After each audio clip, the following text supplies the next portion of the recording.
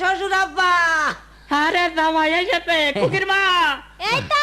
আরে এসো, কই গেলে? জামাই এসেছে।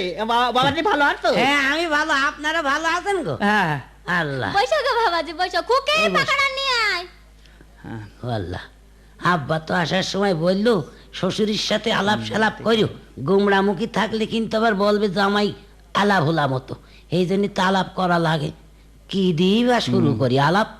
ও আচ্ছা, পাইছি। হ্যাঁ শ্বশুর আব্বা। হ্যাঁ কি বলছিলাম আপনি কি বিয়ে করে আছেন? ধর বাপু, বিয়ে না করলে ওই মেয়ে পেলে কনে, আর তোমার শাওড়ি এলো কানতে।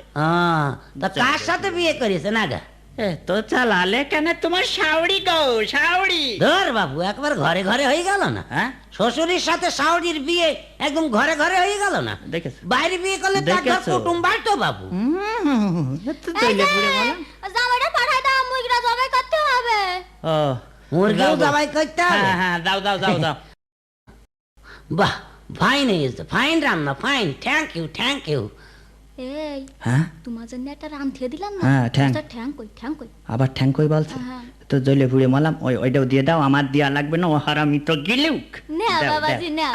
কি দরকার ছিল আবার? Thank you, thank you.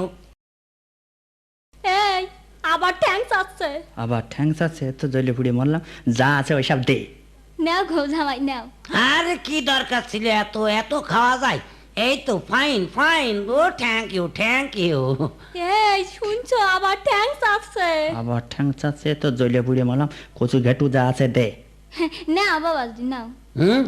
আবারও খাবো কচু? Oh thank you sweetheart my mother. Oh thank you, thank you. এই তুমি শুনতে পাচ্ছ না, আবার ঠ্যাং চাচ্ছে। ঠ্যাং আছে, আর তো সহ্য করা গেল না। এই হারামি, এই শালা, নিজে হাতে সবাই কইলে একটা মুরগি, এখন দুটো ঠ্যাং গিলে নিয়ে আবার ঠ্যাং কই না? আমার বলতেন? একদম চৈকে ধুইয়ে দেবো তোমার বিয়া দাও। আমার বলতেন শ্বশুর না, আব্বা? অন্য লোকের বলবে না। আরে এতক্ষণ যা বললাম আমি সেই উলু বনে মুক্ত ছড়িয়েছি না? হ্যাঁ, উলো বনে মুক্ত না। এইরকম আমরা শ্বশুরের বুঝি না। মেয়ে আমি নেব না। নোবা না তুই? এই অশিক্ষিত পরিবারে আমি বিয়ে করেছি, আগে জানলে আমি কোনোদিনই রাজি হতাম না। ওরে আমার শিক্ষিতরা দূর হয়ে দাম, তোর মুখ যেন না দেখি। ঠিক আছে, ঠিক আছে, আমি চলে যাচ্ছি। তোমাদের মেয়েও থাকলো, এবার ঘরের খুঁটি লাগিও তোমাদের মেয়ে। হ্যাঁ, তুই তোর মুখ যেন এই বাড়ি না দেখতে হয়, আমার দূর হয়ে যা। অশিক্ষিতর বংশধর সব। আমি না